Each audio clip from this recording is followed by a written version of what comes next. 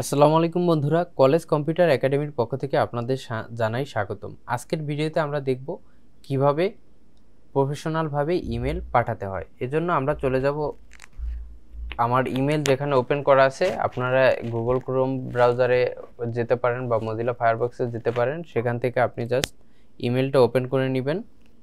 দেখুন, গত পর্বে আমরা দেখেছিলাম কিভাবে প্রফেশনাল ইমেল খুলতে হয়। ইমেল খোলার পর আমাদের এরকম একটি ইন্টারফেস ছিল।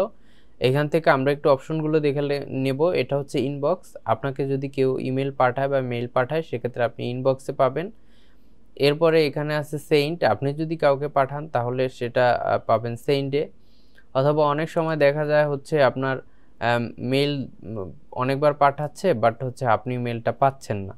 সেক্ষেত্রে আপনি এই যে মোর অপশন আছে এখান থেকে এই যে দেখুন স্প্যাম নামে একটা অপশন আছে, এখান থেকে আপনি দেখতে পারেন অনেক সময় মেলগুলো এই স্প্যামের ভিতরে জমা হয়।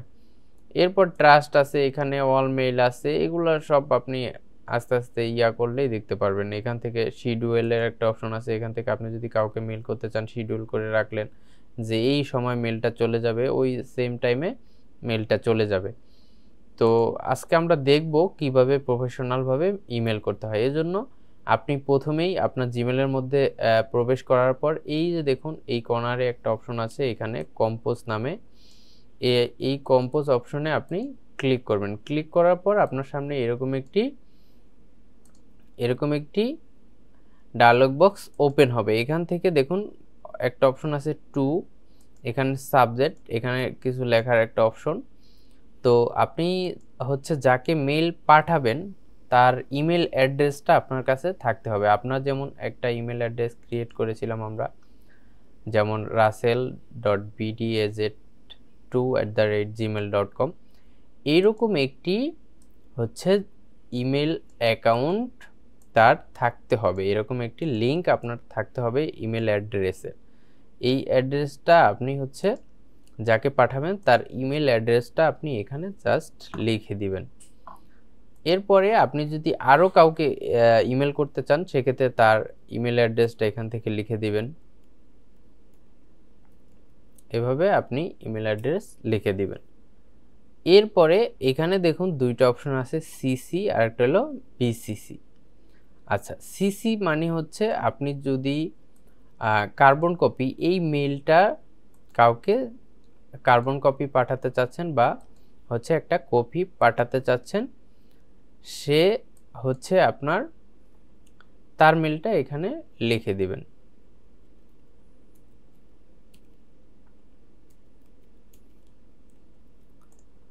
আবার আরেকটা অপশন আছে বিসিসি। বিসিসি হচ্ছে আপনি যদি বিসিসিতে আমি যদি দুইটা মেল লিখি, এখানে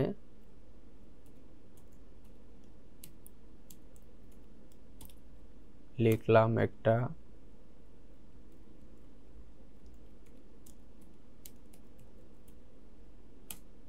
আচ্ছা এই বিসিসি মানে হচ্ছে আপনি যদি এইখানে কারো মেইল পাঠান কারো মেইলে, সেক্ষেত্রে এই অপশনটাই ইমেল অ্যাড্রেসটা দিলে সেক্ষেত্রে এই ওনারা আপনি কাকে কাকে ইমেলটা করতেছেন সেটা ওনারা দেখতে পারবে না। ধরুন আপনি যদি টুতে ইমেল অ্যাড্রেস দেন সেক্ষেত্রে হচ্ছে উনি যদি এই যে রাসেল হোসেনকে মেল করলেন বা এই মেলে মেল করলেন, উনি যখন এই মেলটা ওপেন করবে তখন দেখতে পারবে যে আপনি কাকে কাকে মেল পাঠিয়েছেন। উনি যদি এখান থেকে রিপ্লাই দেয়, মেলে রিপ্লাই দেয়, সেক্ষেত্রে হচ্ছে সবার কাছে ওই রিপ্লাইটা চলে যাবে। কিন্তু বিসিসি যেটা হচ্ছে উনি দেখতে পারবে না যে আপনি কাকে কাকে মেল করছেন। সেক্ষেত্রে এইটার একটা সুবিধা আছে। এরপর এখান থেকে আপনি একটা সাবজেক্ট দিয়ে দিবেন, কি পাঠাতে চাচ্ছেন, আপনি কি মেল করতে চাচ্ছেন। ঠিক আছে, এখান থেকে আপনি ওই সাবজেক্টটা দিয়ে দিবেন। এরপর এখানে আপনার ডেসক্রিপশন লিখে দিবেন, আপনি কি লিখতে চাচ্ছেন। ঠিক আছে, ওইটা লিখে আপনার মেলটা লিখে আপনি দেখুন যদি কাউকে মেল করে ছবি পাঠাতে চান সেক্ষেত্রে আপনার কি করতে হবে।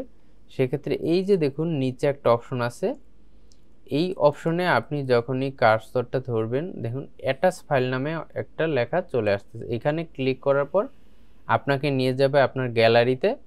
এখানে আপনার যা পাঠাতে চাচ্ছেন কাউকে, ধরুন একটা ছবি মেল করতে চাচ্ছেন, এখানে ক্লিক করলেন, আপনার ছবিটা এখান থেকে সিলেক্ট করলেন, দেন ওপেনে যখনই ক্লিক করবেন আপনার এই ছবিটা এখানে আপলোড হতে থাকবে। আপলোড হয়ে গিয়েছে।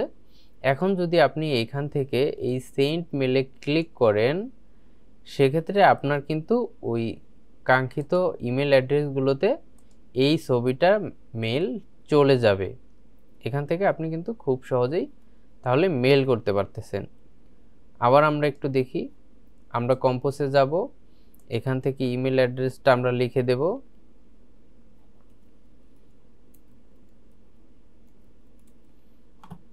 এরপর এখান থেকে আমরা কিছু একটা সাবজেক্ট দিয়ে দিব, এখানে আমাদের যা লেখার লিখে নিব। এরপর আমরা যদি কিছু অ্যাটাচ করতে চাই সেক্ষেত্রে এই যে অ্যাটাচ ফাইলে যাব, এখান থেকে আমরা একটা ছবি অ্যাটাচ করে জাস্ট আমরা এই সেন্ডে ক্লিক করে দিলেই আপনার মেলটা চলে যাবে।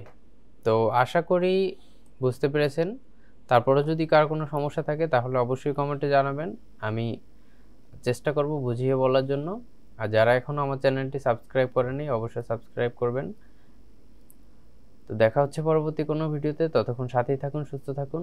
আসসালামু আলাইকুম।